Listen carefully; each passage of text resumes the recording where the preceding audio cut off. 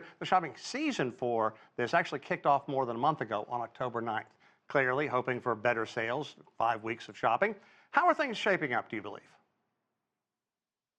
Yeah, I think the overall feeling on consumer confidence here has been fairly muted in 2025, and I think if you look at the 5 week Singles Day period we've had this year, most brands going into it probably were not expecting the kind of rocket ship growth that maybe they would have seen in China 5 or 10 years ago. But having said that, I think there is a feeling that consumer behavior is starting to stabilize, that consumers are starting to spend. However, their spending is shifting quite a bit in terms of what they're buying or how they're spending their money. Interesting. Let's talk a bit more about that. How is it shifting? Because I think when people think about something like this, and if you're going to buy something, especially for yourself, it's going to be the time you kick in for something under the luxury headline, if you would. But that's not the case right now. Yeah, in past years, you used to see really gaudy numbers around extreme growth in purchases of, premium electronics, premium clothing, cars, high ticket items.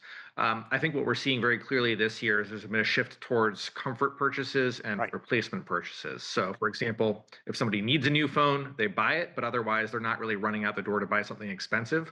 So you're seeing a lot of purchases of sort of like, winter clothing, food products that people really like. So it's much more sort of lower value items that people feel like they need to make their life better. Um, any kind of guilt-free purchases going on right now? Somebody that may think, okay, look, I'm going to spend the money for perhaps makeup that I would never spend on myself, but now is a good time. Are we seeing that at all? Well, I think what you're seeing as consumers have maybe stepped away from some of the luxury purchasing is more of a focus on small indulgences. So, yes, cosmetics, for example, I think maybe trying something new, new brand, new product that has new functional characteristics. I think for electronics this year, the big search has actually been for AI-enabled devices. I think that's been a big one, especially for JD.com. So you are seeing some of these sort of guilty pleasure purchases. Pop Mart has done quite well with Labubu, Of course. but yeah, how can we forget, right? Okay, well, let's shift gears a bit because Singles Day has also spread to other countries, such as the UK, with live stream events by AliExpress in London. How significant is this global expansion, and when do you think it's going to hit the United States? Yeah, the global story around Singles Day has been going for a few years now. It's been getting bigger and bigger and bigger. And I think what we've seen with brand clients is increasingly they're also advertising around Singles Day in the UK, across Europe, and the US as well. I think the challenge in some of those markets is that Singles Day is competing with a variety of other shopping holidays that already exist. So if you take the US market, for example, we already have uh, Black Friday, Cyber Monday, leading into Christmas. So Singles Day kind of falls in the midst of all of that shopping already. But I think the reality is consumers are interested in some of these new shopping formats. So especially things like live streaming, I think will in future years propel Singles Day forward and make it kind of a more central part of the overall promotional sales process for brands over the course of a year. Yeah, and Benjamin, talk to us a bit about how it started and if this push for Singles Day in Europe is a way for the Chinese e-commerce giants to adapt after the U.S. ended its tariff exemption on small shipments.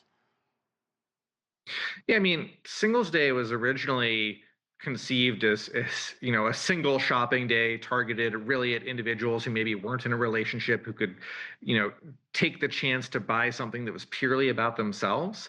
Now, of course, in China over the past 10 years, it's really morphed quite a lot to the point now where it runs for 4 or 5 weeks depending on the year, and it's not really so much about an individual purchasing for themselves anymore. In point of fact, it's now mostly families purchasing things that they need for the whole family, and actually maybe 20-30% of their annual consumer spend sort of falling within this shopping holiday window.